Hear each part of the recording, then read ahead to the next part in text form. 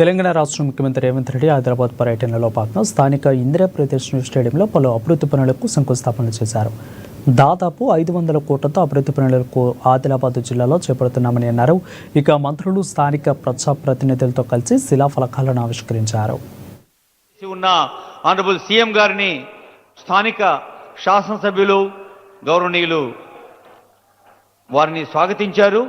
honourable మన MLA Payal Shankar గారు, అదిగో ఆనరబుల్ సీఎం గారు మున్సిపాలిటీ పరిధిలో ప్రతి పదం ప్రగతి వైపు, ప్రతి పథకం ఆదిలాబాద్ పట్టణ అభివృద్ధి కోసం, ఆదిలాబాద్ పట్టణ ప్రజల సంక్షేమం కోసం సకల జనహితంగా సాగుతున్న ప్రజాపాలన, ప్రజా ప్రభుత్వం పక్షాన